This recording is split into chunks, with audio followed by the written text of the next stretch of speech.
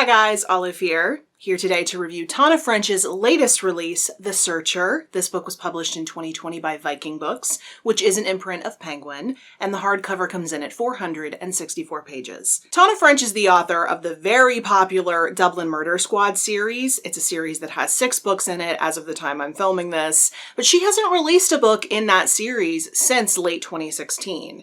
Instead, back in 2018, she released her very first standalone book, The Witch Elm. I very much got the impression when she released that first standalone book that she was looking to break out of the formula of the series, which was writing about detectives who worked for the Dublin Murder Squad.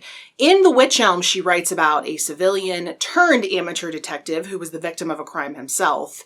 It was a very different kind of thing for her, which I think was the goal. I think she wanted to try doing new things. And I got a similar impression with this book. It is another standalone after all, but I also felt her pulling in elements that she knows how to do well. This book centers around a late 40s American man, a retired detective who purchases a beaten up little house and the land attached to it in Western Ireland and moves there from Chicago. With that drastic of a move, you would think that the main character, Cal Hooper, has nothing left for him back at home.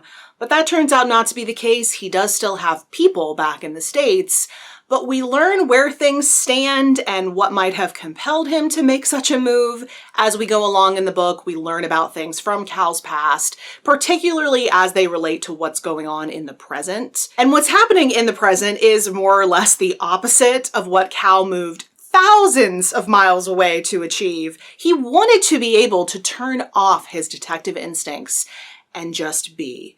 But the universe doesn't appear to want to let him live that dream because trouble comes to find him, even in such a peaceful, secluded location. Moving from a big city like Chicago to such a small town is its own type of culture shock for Cal. He's used to the anonymity of a big city, but he is very aware of the very complex dynamics of a small town. He understands that it is very easy to even accidentally step on someone's toes or offend someone and earn yourself an enemy for life.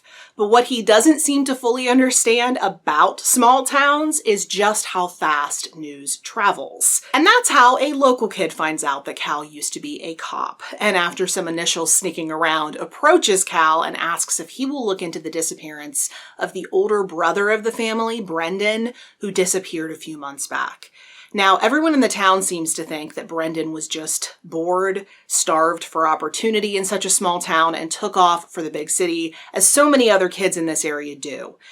But this kid who approaches Cal, Trey, knows better. Brendan would have never just left like that without saying goodbye. Cal doesn't want to admit it because he did move to Ireland to get away from being a detective, but he's getting that itch to look into the matter. He's feeling the same old restlessness that he knows so well, and that we as readers get the sense might have been part of the cause of the issues in his personal life, and so he agrees to start asking questions, although he has none of the resources he used to have when he was a detective. What he does have, though, is a decent enough cover. He's the new guy in town, so he can play dumb and ask questions that a local could never get away with asking.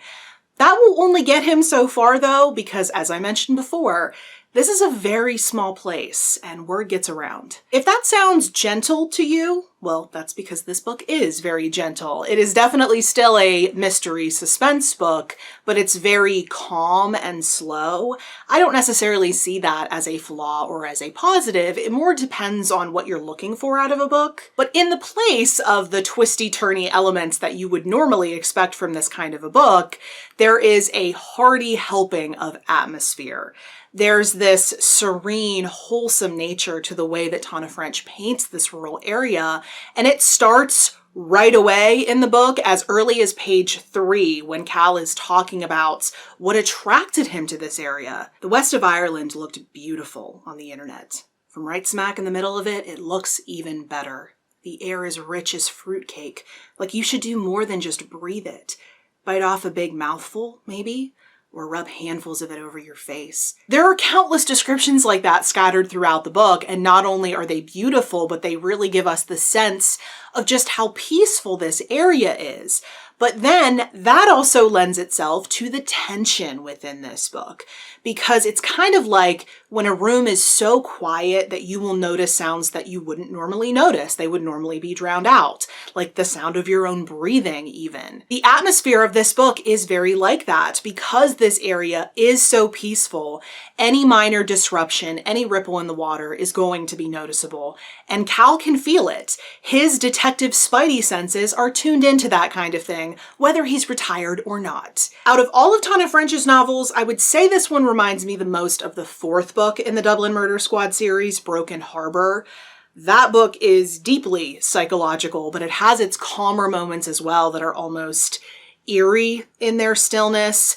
The Searcher is not nearly as dark as Broken Harbor, but it definitely gave me those vibes with how quiet it is. There is a psychological aspect to this book as well, but it's not dark and disturbed like other books in this genre, or even like other books that Tana French has written. Tana French really has a knack for writing characters, and I've noticed that she really likes to zoom in on one aspect of a character's past, a flaw, if you will, a person they're hung up on, an event in their past they just can't get over, and she likes to see how that one thing from a character's past will inform their present behavior, their reactions to things. She likes to see how they carry it forward, and she also likes to show how they will repeat mistakes unless they confront that thing. I think in Cal's case, it's twofold. I think the first thing about him is that he's in denial that being a detective is now just part of who he is, and there's no running away from it. And I think the second thing about him is that he's fiercely protective of the people that he cares about, but he doesn't realize that he can be ignoring their needs while he's being protective of them. I'll just come out and say it. I really like Cal, and not just as a character within this story, but his character in general. I love reading about all different types of characters, including ones that I would hate if they were real people, but I could really see myself getting along with Cal. He is really funny, first of all, but he also has a deep sense of honor. It does get him into trouble sometimes, but he truly believes he's doing the right thing when he does something. And in a lot of situations throughout this book, when he feels he's doing the right thing, he's not wrong per se. It's just that he has a little bit of trouble understanding that there are so many situations in life where there is no one right thing to do and one wrong thing to do. Things are far more gray. There is no doing right by everyone, looking out for yourself, and doing the morally right thing to do all at the same time. There's a lot of character growth in this book because he is forced to confront that part of himself. For part of the book, he's doing right by this person, but then it offends this person, so he switches it, and then the opposite people are offended. Then he goes back to looking out for himself, which offends everyone. He's forced to find that happy middle, and I think he comes away with a greater understanding of just how to carry himself. So the atmosphere and the characters, particularly the main character, are what I would say are this novel's main strengths. But the one issue I had with this book is, unfortunately, a big one. This book is way too long. I've spoken about this before here on my channel, but in my personal opinion, I think the ideal novel is somewhere between 300 and 400 pages long. I've read a lot of them. I have a lot of data points that inform this opinion. It's not that I don't like long books. I will pick them up on occasion, but I need to feel like there's a reason why a book needs to be that long. If there are scenes that could be removed from a book and it will not have any impact on the reader's understanding or enjoyment of the book, then they should go. I think you could comfortably cut 100 pages out of this book and it would actually be made better for it. It would be a whole lot less meandering, it would be a lot more focused, a lot tighter, and it would be at about 350 pages, smack dab in the middle of my ideal length range. And listen, I love quiet, atmospheric books. I think they're actually my favorite kinds of novels. I don't need a heart-pounding plot to keep me interested. But in a mystery, if you lack that nail-biting suspense, you have to be really careful that the book doesn't drag. And in this case, it does. I was a quarter of the way into this book and I couldn't get enough of it. All I wanted to do was sit down and read more of this book. But then by the time I was halfway through this book, I was ready for it to be over. I think she either needed to cut pages or add a more substantial secondary storyline. I'm really happy that Tana French is taking time away from the Dublin Murder Squad series if that's what she feels she needs to keep her creative juices flowing. But as much as I love her work, I love her writing, I will read whatever books she comes out with. I have yet to love any of her books as much as I love the first 3 books in the Dublin Murder Squad series. I don't think the back 3 of that series or either of these 2 standalones that she's recently written are as good as those 3. As I said, I will always keep reading her books because her skill can't be denied and I always enjoy reading them. I'm just waiting for the day when one of her books will blow me away again. I cannot wait for that to happen. I did like this book. I can't decide whether or not I liked it more or less than The Witch Elm, her first standalone that I reviewed here on this channel if you'd like to check that out. But I would say as of right now, I'm giving this a 3.5 star rating out of 5. I would love to hear from you if you've read this book or you would like to read this book. You can leave that or any other more general comments or questions you may have down in the comment section below. But if you would like to connect with me somewhere other than YouTube, I am on a variety of different places on social media and the links to all of my profiles will be in the description box below. Thank you so much for watching. I hope you're having a wonderful day and I will see you in the next video. Bye.